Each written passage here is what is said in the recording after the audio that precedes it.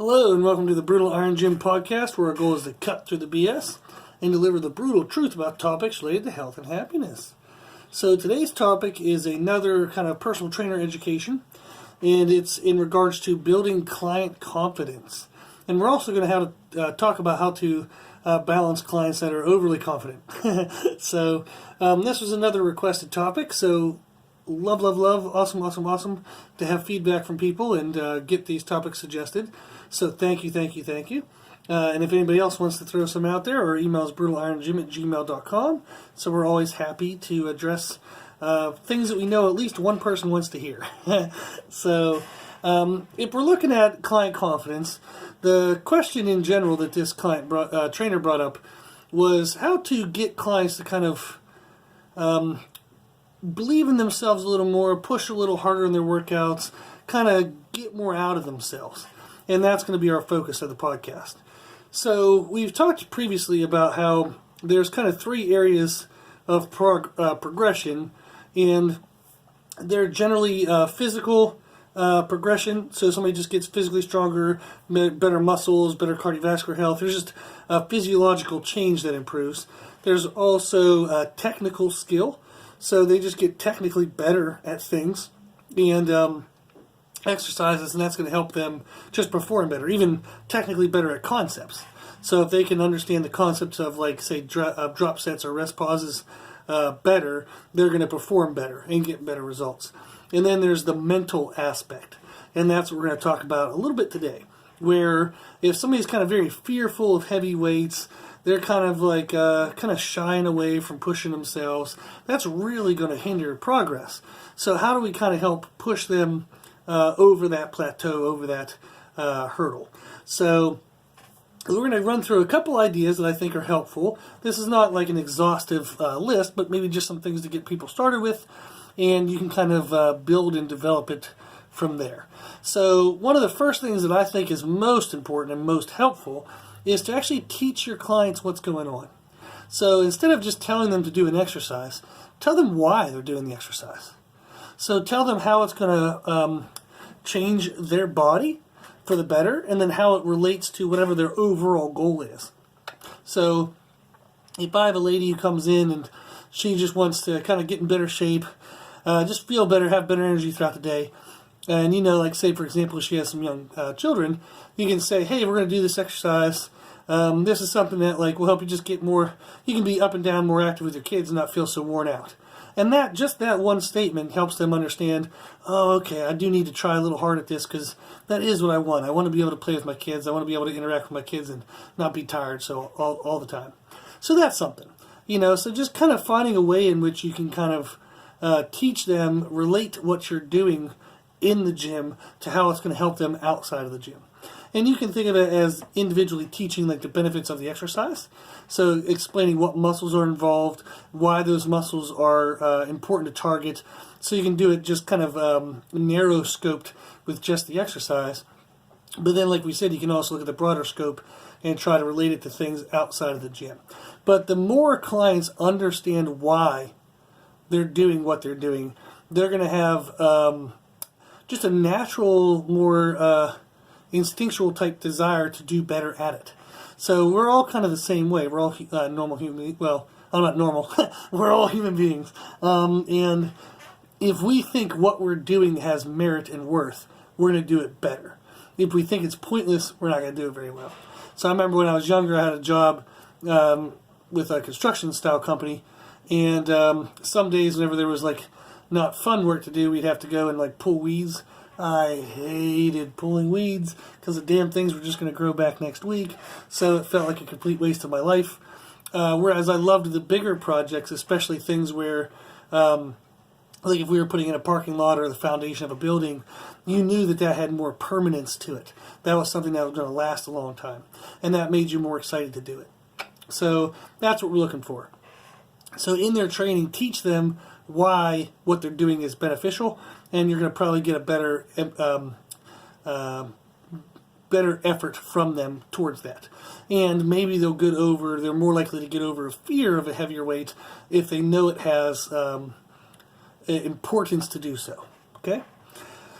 So the next thing we have, the next tip, is to get them involved. And what this means is maybe getting them involved in the workout itself. So maybe the goal of the workout, if you listen to our last podcast, we talked about one of the ways to progress people in physical domain is to look at linear periodization or linear progression.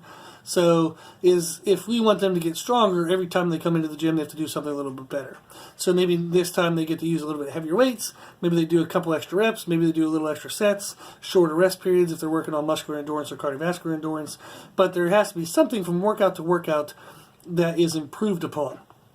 And what I mean by get them involved is tell them what the goal is that day. So show them or tell them what they did last time with those certain exercises, and then what you would need to do this time for it to be an effective workout, in the sense of not just standing still, but actually moving forward towards their goal. So you can tell them, hey, last time for this exercise, we used 20-pound dumbbells and we got 3 sets of 10. Do you think maybe if our warm-ups go well, why don't we try the 25s today? And I've talked about in the last podcast how we have 22.5s in our gym. And that's helpful. So it gives you a smaller jump to go by. But get them involved. Tell them what they did last time. Tell them the ways in which they can improve this time. So if they're unsure about weight, you can say, you know what? We did only do 3 sets of 10. Maybe we can do 3 sets of 11. Maybe even 3 sets of 12. Maybe we can get extra reps out of the same weight. And then if we do that this time, maybe then you'll feel more comfortable and confident to do the more weight next time. So if we can show how you can move this lighter weight around easier, that's going to give you more confidence to move a heavier weight around. So that's the idea, is trying to talk to them and get them involved in the goal of the day in terms of getting that progression. Now, this doesn't always work out great because sometimes they fail. So we might have 3 sets of 10 as the goal and they get 10, 10, and 8. And it's like, oh, crap. So if they're already struggling with a confidence issue, they're going to feel like a failure. And I think it's important then to teach them how do you improve whenever it didn't quite go well. So what's plan B, so to speak? And if they weren't able to do more weight and they weren't even able to match the reps in the same number of sets, you can add an additional set. So maybe 3 sets of 10. Instead, you can maybe they only get 10, 10, and 8. So they only got 28 total reps. And last time they were able to get all 30, 3 sets of 10. You can tell them, hey, we're going to have a 4th set. All I need you to do is at least 3 reps on this, and we beat our workout last time. That's the goal. So let's just get 3 on this one at least, and hopefully we can get more. But hey, even if you only get 3, we made progress compared to last time. And that gives them confidence because it shows them there's, still a way for them to progress. There's still a way for them to improve. They might be a little disappointed they weren't able to improve in the first 3 sets, but they're still going to walk away that day with a victory. So they're going to feel like they still did something that was better than last time, and they still did something that's going to allow them to move forward. So that would be one aspect, is get them involved. So we said the first one was to teach them what they're doing and why they're doing it. And then number 2 is to get them involved in the process of what's going on. Number 3 is another kind of general thing, and it's to share your struggles. So oftentimes when we're the trainer, clients will look at us as if they'll kind of think that maybe their weaknesses or their faults are unique to them, and they're the only one who doesn't know this, or they're the only one who screws up that. Go ahead and tell them your stories. So if you're a personal trainer, I promise you have screwed things up before. You are not perfect. No one is. So tell them some funny stories about when you were younger. So I tell clients all the time about some funny stories when I was younger where I used to think just lifting weights itself, the act of lifting weights would build your muscle. I didn't know you needed food. So I was a dummy and I had to learn that food actually was important. And then I remember, I remember doing crunches to try to lose my belly fat, and that helps me explain to clients how spot reduction really isn't a thing. You can't just do crunches to lose belly fat. I'd tell them about diets where I went crazy and ate like nothing and overexercised, and ended up losing 30 pounds but looked worse. So I'd tell them some stories that relate to their struggles. But the key is when you do tell personal stories, don't be fake. So I've been around trainers and I've helped other trainers develop themselves, and sometimes they'll think they're doing this, but they're doing it to be slick, not to be genuine. So they'll say, oh yeah, I used to mess up with step-ups all the time, but you just got to push through your heels and you'll be fine. And you can tell, like, they're completely full of shit. They never had a problem with step-ups. And they're just trying to say it because they know it's a thing that should be said, but they don't really mean it. So don't create fake stuff, okay? So be honest, be genuine. People can see through that. So don't try to sell the process of being a trainer. Don't try to play the game of being a trainer. Just be a trainer. Be yourself, okay? It's okay to share your struggles, and it's okay to even say that you don't struggle. So an example of that is I've done some competitions for myself in the past, and I really don't have competition anxiety. So I don't get nervous about competitions. I actually get excited. I get fired up, and I want to like skip all my warm-ups and just go to like the big aggressive stuff. So I'm usually like ridiculously excited and ready to go, and like in a happy mood, a happy, serious mood. But I am just fired up, and I'm excited about the opportunity. And 100% of that comes from the fact that when I'm preparing for a show or a competition, I don't take anything lightly. Every single workout means something to me. Every single set, every single rep. I'm focusing, visualizing what I need to do in that contest day from the day that I know I signed up for it. Okay? So I am so damn prepared that there's no anxiety for me. Now, that is not common. I do have clients all the time that suffer with anxiety, and specific to competition performance. So I try my best to try to answer their questions, prepare them in different ways they can, but I don't offer any stories about my own anxiety because I don't have it. So, knock on wood, hopefully I don't start getting it. But, so that's something where I don't just make up something fake because, again, people can tell you're lying, they can tell you're being fake, and you're quote-unquote playing the game. Don't do that. So just be genuine with them and just tell your real struggles. And if you don't have any, that's fine. Just offer the best advice you can and tell them, maybe there's a past client you can relate to. So you can tell them, instead of your own story, kind of like a failure story, you can tell them about a past client that maybe they were similar to and how you helped that client through that situation. So you want to relate to them in a sense of what their struggles are, but in a very genuine and honest way. Okay? Now, the last kind of big picture kind of concept we have is to always win the day. So let them leave every single workout where something was a sense of accomplishment. So maybe you were doing something that day and you were trying to work on it, and dadgum, they just couldn't figure it out. They were having trouble, and it was just like a crash of a day. Well, if you've been training them more than once, you probably have an idea of what maybe their favorite exercise is or something they do like or they do well. Just throw a couple extra sets of that in. So I've had guys, for example, this is very cliche, but it's true, is we'll try to have a good workout. They're kind of failing. Like maybe they didn't eat well, maybe they didn't sleep well, maybe they had an argument with their girlfriend, so they're not really mentally there. And I'll say, hey, you know what, today's kind of going to shit. Let's go do arms. Let's just go build up some arms, build up some guns. And usually guys are like, oh yeah, man, cool, yeah. So, and then all of a sudden the day goes a little bit better towards the end.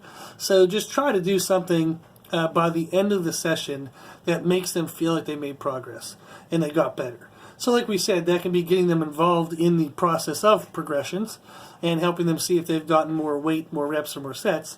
But also can just be switching around exercises, changing your focus from the day. So if they're really huffing and puffing and dying in some cardiovascular thing, slow the pace down, give them a couple heavy exercises, let them be happy. Or vice versa.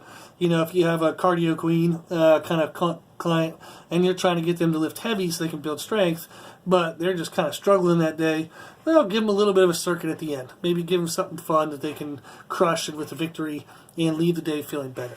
It doesn't mean you want to make the whole workout fluff. That's not what I'm saying. You still want to challenge them. You still want to kick their butt. However, if the day is going to end on a negative note, see if you can save that and end it on a positive note. So see if you can end with like a victory for the day. Cool. Now, one more technical thing I want to throw in there as like another kind of idea on how to build confidence is to pair technical exercises with non-technical exercises. So sometimes when you have a beginning client, they're going to feel very frustrated or disappointed in themselves or very self-conscious if they can't perform something well, but they need to know it. So maybe it's a back row and they just have no freaking clue how to move their shoulder blade. Everything they're doing is just pulling through the bicep. So you can't abandon that because they do need to know how to do back rows. But maybe with that back row, you can pair something fun. Like maybe sledgehammer hits on a tire, maybe flipping a tire. You can do slam balls so they can get frustration out by just throwing a ball into the ground as hard as they can. So just throw in something that's non-technical if you know you have a highly technical exercise and you think the person will struggle with it or you know they struggle with it. It gives them a chance to kind of release a little bit of the tension of that technical one, and it's going to, again, find that balance between giving them a sense of progression versus challenge.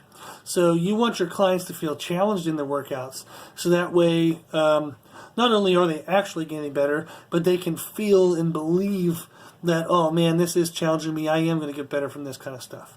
So you want to give them that challenge, but you can't be a hard ass and just crush their souls.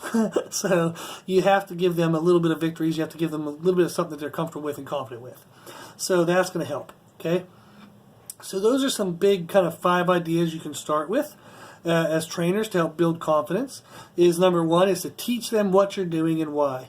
If we understand why we're doing it, we're more likely to put more effort into it. Get them involved, so tell them what's going on for the day. Tell them why they maybe have to try the harder weights or why they have to push a little bit harder in their efforts because they need to progress. Hey, we have sets and reps and weights that we have to beat from last time. So I know you're not feeling really confident, but we got to improve. So here's some options. You can use heavier weight. You can use the same weight and try to get more reps. Or if we need to, we can go for more sets. But let's try one of those first 2 first. And that's what you can do, is try to get them involved in that way. You can also share your struggles or past clients' struggles. So that way they don't feel isolated and feel like they are at fault or they are the problem.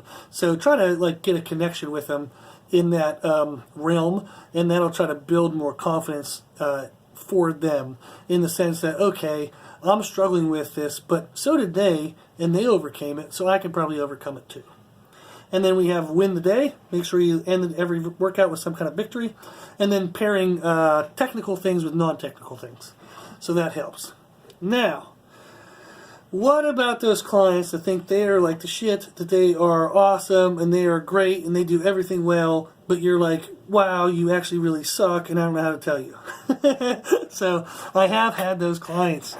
So I've had, I'm going to be very general with this because I don't want to insult too many people.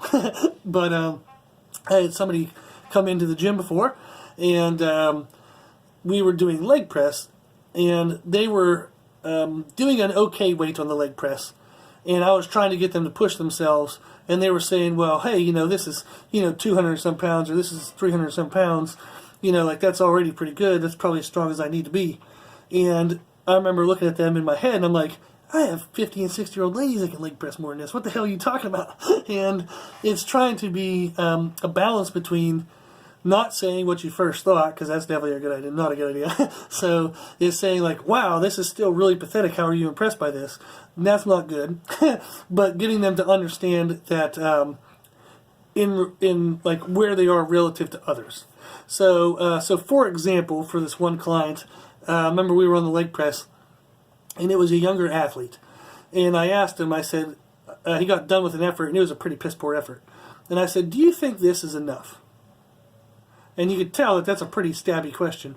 But I said, do you think this is enough? And he looked up at me and goes, what do you mean? I said, do you think, what you're moving right now, how heavy this is, and how hard you're trying, do you think this is enough to reach your goals? And he looked up at me and said, well, yeah, I'm trying really hard. And my literal answer was, you're not trying hard enough. I know you have more in you. You might not know it, but I know you do. We need to figure out how to get you to realize it and get more out of yourself. So that's how he did it. So then what I did was I set up a game, and I said, okay, we've been doing this weight for sets of 15. I want you to stay in the machine. You cannot rest the machine. You can lock your legs out and kind of hold the weight at the top of a leg press, but you can't rack the weight. And I want you to get 30 reps. And they're like, what, oh my gosh, da-da-da. So you get past all that, and you tell them to just shut up and go. And what do you know? They get 25 instead of 15 because they really could have done it better anyhow. They take a small little break and crank out 5 more. And then you can go, look, that was amazing. Congratulations. That was freaking awesome. Way to go. So that was pretty cool. You were able to do 25 when we previously thought we could only do 15. And they go, wow, I didn't know I could do 25. So you can see how that process goes. And then I also have people who have shut down a little bit before, and they've previously done 15, and all of a sudden they do 10, and they're like, oh, I don't think there's any way I'm going to make it to 30. And they'll say, hey, you only got to do it a rep at a time. So let's go 3 reps. Give me 3 reps, take another little break. 3 reps, take another little break. And then you coach them through it. And then all of a sudden they get to the end, they realize they didn't die, and you try to push them the next time. So you can use that as a kind of like standard performance now, where you can always go back to, hey, remember that leg press that we had more in us than we really thought? We're in that moment as well here. So maybe you're doing overhead presses and they're kind of like lollygagging on it. You can say, hey, remember leg press? And they'll go, oh, I know. So that's something you can do. And we also have, for example, somebody who's overly confident, but they use horrible form. So you ask them to do a set of 10, they grab a weight that they could probably only do for 4, but they look like they dry hump the weight and they somehow manage to get 10. So, and they go, oh man, I told you I can get 10. Unfortunately, you have to be, you have to speak up on this as a trainer and let them know that that is not correct. So you can say, yes, you moved that weight 10 times, but you didn't keep it in the right muscles. The right muscles didn't move the weight 10 times. They'll say, what do you mean? Blah, blah, blah. And you can say, like say it was a chest press, and they're like crooked all over the bench. The weights are like waving around all over the place. Or a good example is bicep curls. People swing their whole lower body, lower back and stuff, and shoulders, and they do like some crazy mechanics when they're doing bicep curls. And you can tell them, hey, that wasn't isolated to just the muscle we wanted. There's a lot of stuff involved there. So our biceps didn't get 10 reps. Your whole freaking body got 10 reps, but our biceps didn't get 10 reps. So sometimes what I do is, if you have the possibility, you can show them a restricted form variation. So maybe they do bicep curls where you have them lean against the wall, where their butt touches the wall and their shoulders touch the wall, and then try to do curls from there. They're going to kind of like shoot their butt forward to try to get momentum, and you can tell them, hey, your butt can't leave the wall. If your butt comes off the wall, that means you're using some other muscles. And then all of a sudden they realize, oh crap, I was really using a lot of my body. Now that is with somebody who's willing to be corrected. What do you do with somebody who doesn't want to be corrected? Number 1, cut them as a client. Okay? If someone is not willing to learn, you can't teach them. It doesn't matter how good of a teacher you are. If they don't want to learn, they're not interested in anything you're going to tell them. They just want to kind of like, pat their own backs and be their own victor and kind of tell their own lie. Now, I will tell you this from personal experience. When I first opened Brutal Iron Gym, so I've been training for since I was 18, so 17 years. I've been personal training for money. But I've had Brutal Iron Gym for 8 years. When I first opened the gym, I signed a lease. I had big expenses. I had money that I had to meet. So I said yes to everyone, and I started training for $20 an hour, and I was training 50 hours a week. And that was in-person clients, face-to-face for 50 hours a week. And then I still had programming to do on top of that. I had equipment maintenance, janitor services, taxes, paperwork, accounting, blah, blah, blah. So it was a pretty extensive amount of work. So for 50 hours is what I needed to do to fill my slots and pay my bills. Well, as you can imagine, $20 an hour, that's pretty damn cheap. And as word got around that I wasn't too bad of a trainer, I started having more than 50 hours a week of requests. So then I started saying to myself hey, you know what? This one person's being a pain in the ass. They're not even showing up. They're late half the time. And when they do show up, they don't even really try that hard. But yet I have people wanting to get in. So I would tell that client, I'd say, hey, I'm here every time. Like every session, I'm here on time. But you're not. And I'll even tell them, I'll say, hey, I checked. Out of the last 11 times, you've been late 8 of the 11. That's not really great. I mean, it limits how much progress we can make. It kind of isn't fair to me that I'm standing around waiting for you, and you're late. So I would put that back on them, and I would say them to their face, and it's not being rude, it's just being real. Is I would say, you know what, I do have people on a waiting list, people who would love to take this slot, who will show up on time. who are going to put their full effort in. I would love to work with you. Heck, we already started. We're making awesome progress, and we can make even better progress if we were to show up on time and put a little more effort in. So, if you're willing to put a little more in, that's what I would hope that we can do here so we can move forward. If you don't want to put any more than this level of effort in, I'm going to have to take this slot and give it to somebody who will. I want to spend my knowledge on somebody who's going to use it to the maximum. That's the best service I can do for myself, for my mental and emotional happiness, and I think it's the best thing I can do for that person as well. So, if you do want to step it up and do a little better, next session I'll see you. Let's crush the weights. Let's show up right on time. However, if you don't show up, I'll understand that means you're not ready to move up in your effort, and I'll go ahead and bring somebody else in. And I have said that to people's faces.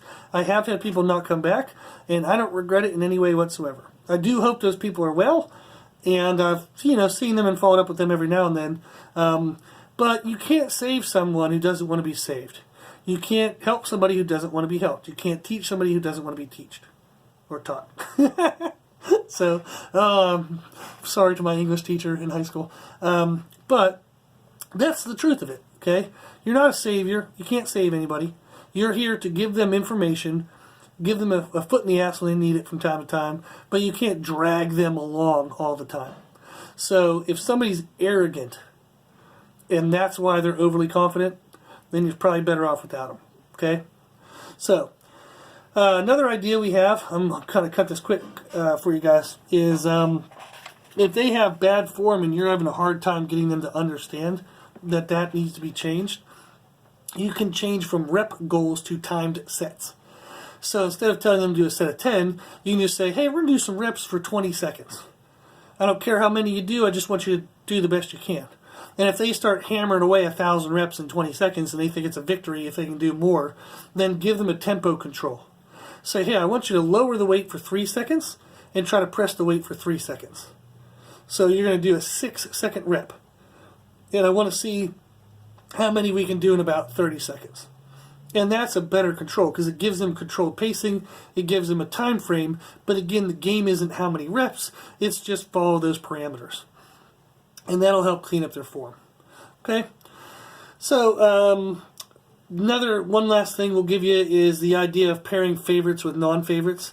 So if they have something that they love and they just love doing it and they hammer through it, give them that exercise, but pair it with something that's highly technical and more controlled. And even tell them what you're doing. Say, hey, I need us to get better form on this thing, so we're going to focus really hardly, very difficultly, and very deep focus on this exercise. And I want to do this one perfect. But this other exercise, go ahead and go wild on that, crank out as many as you want, crush the weight. But on this one, we want to be super calm and be perfect. So if you give a little bit compromise, that tends to help them do a little better as well. So hopefully that was helpful. That maybe was too much information, but hopefully it was helpful. So if we want to build confidence in our clients, we want to teach them what we're doing, get them involved in what we're doing. You want to share your struggles or client struggles. You want to also always win the day. And you can pair kind of technical and non-technical things together, and that helps as well. If they're overly confident, but they're willing to be taught, okay, you can kind of use time sets instead of rep counts. You can give them tempo controls, so that way you control the speed in which they move. You can give them a favorite exercise with a non-favorite, like a highly technical exercise. But if they're not willing to be taught, and they're just stubborn, and you're not moving anywhere, it's time to move on. Okay? Give them a chance if you want to, but move on. Don't be afraid to move on. So like I told you, is when I first started the gym, I had bills to pay. I had 50 hours of clients, and I started just kicking to the curb anybody who wasn't trying very hard, and they thought just paying the money for a trainer was the same as the results, as the effort, and that would get them the results? No. A paycheck does not get results. Okay? Cash does not get results. Effort gets results. So if they're not willing to put that in, don't waste your time and knowledge on them. Go find somebody who's more passionate, and they're going to get the most out of you, so that way you can get the most out of them, and everybody's going to be happy. Okay? So, hopefully this was helpful. If you like this information, you can find more from us on Instagram, Facebook, and Twitter at Brutal Iron Gym. Also, if you like the podcast, you can